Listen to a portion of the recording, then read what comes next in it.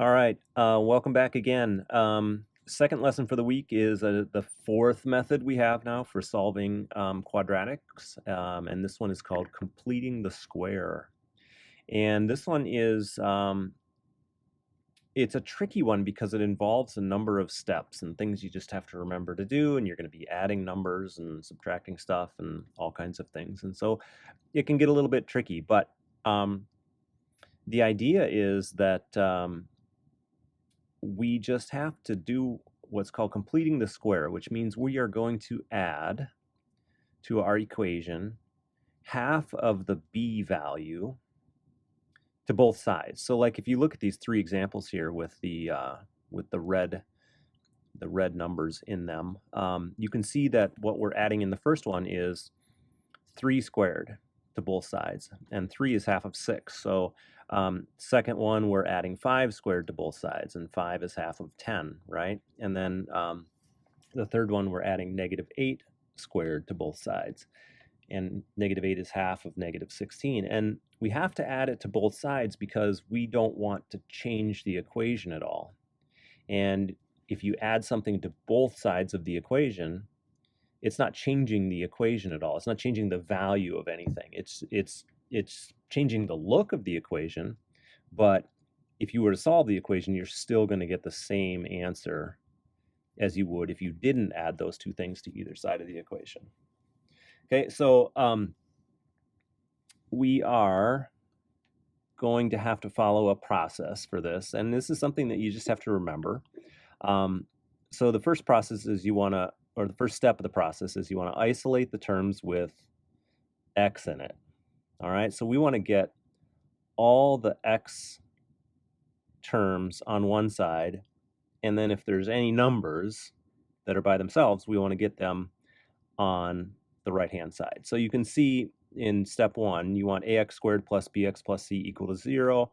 So you're going to change it and have it be ax squared plus bx equals the opposite of c. So whatever c was, we're just going to make it the opposite, right?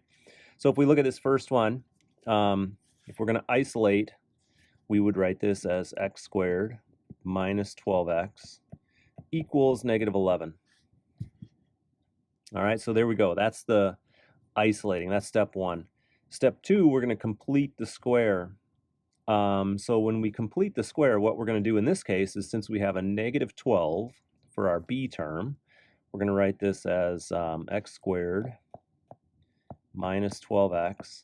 And then we are going to, I'm going to change it to red just like I did up there. We're going to add -6 squared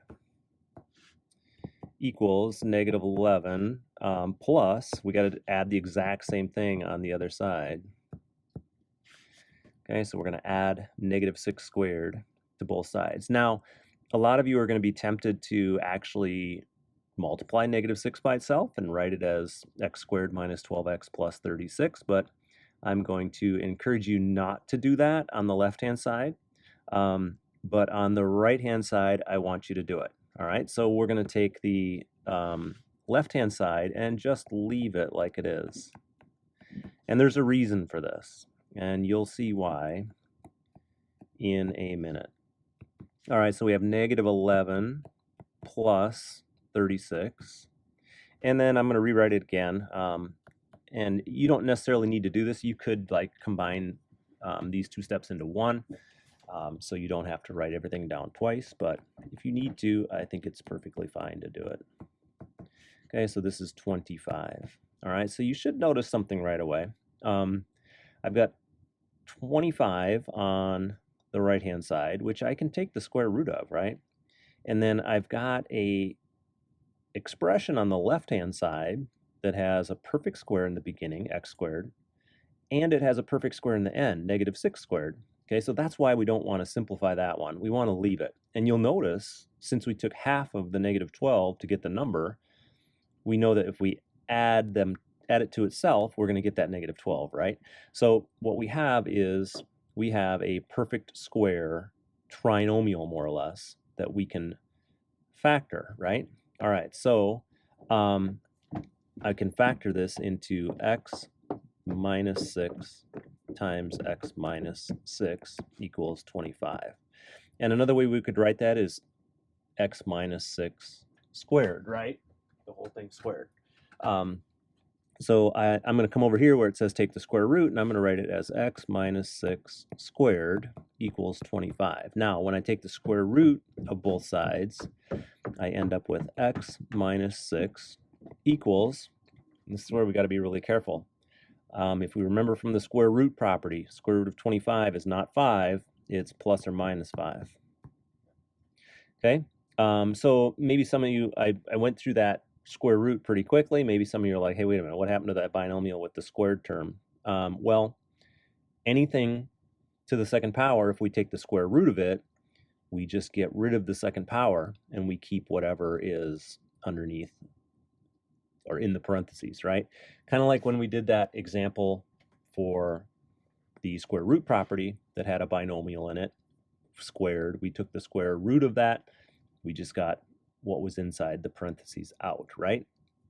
All right, so we have x minus 6 equals plus or minus 5. So we have two equations that we need to simplify. One is x minus 6 equals 5, positive 5, right?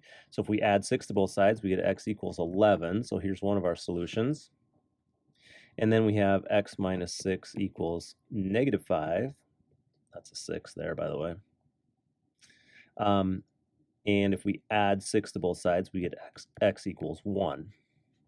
All right, and this is a good one for us to use because if we look at the original quadratic equation, it is one that we could actually solve by factoring. We could look at that and say, I could just write this as x minus 11 times x minus 1 equals 0, and boom, I know that x is equal to, that's kind of an ugly equal sign. I know that x is equal to 11, and I know that x is equal to 1, right? So this is actually kind of a good one because it allows us to do this completing the square process and then already knowing what the answers are going to be. And it also kind of illustrates a point too, and I've mentioned this before a number of times. If you can factor something, I would always suggest factoring it because it's so much easier than using the quadratic formula or, in this case, completing the square, because you look at all the work that you have to do with completing the square and it's like there's a lot of chance that you could make some mistakes here. All right, so in the original video, I messed up on this problem. Now, the majority of it was right until we got to that third step.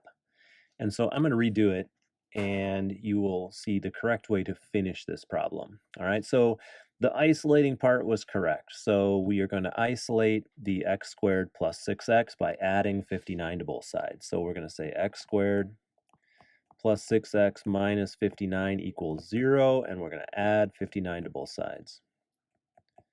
All right, so the isolating was all good because we want those two x terms to be on the left-hand side all alone, and we want the numbers, whatever numbers there are, to be combined on the right-hand side. So in this case, there was a 0, so we're just adding 59.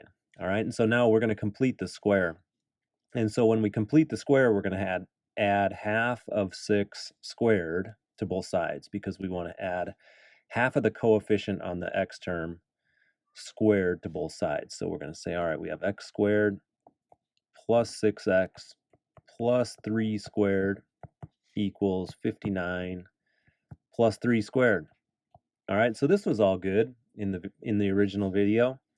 And so I did a whole lot of simplifying, but in class I was kind of showing you that, hey, once you're at this point, you can maybe recognize that this is a perfect square trinomial. And so it's going to become x plus 3 times x plus 3, which is also just x plus 3 squared. So this is ultimately what we want with completing the square. We want to get to the point where we have a binomial that is squared. All right, and so on the right-hand side, we are going to have 59 plus 9, which ends up being 68. So same thing, I was able to get to this point on the other video, but then this is where I kind of started to mess up. So when we take the square root of both sides, and it was a really simple mistake that I made that really had a huge difference on the answer. So if we take the square root of both sides of this thing, we are just going to put a square root like this. And when we take the square root of a binomial squared, it just becomes whatever is on the inside of the binomial. And then this is where I messed up. I got rid of the square root symbol with the 68 and wrote plus or minus 68, just like this. And that is wrong. So what we want is we want the square root symbol to still be there. All right, so we have x plus 3 equals plus or minus the square root of 68.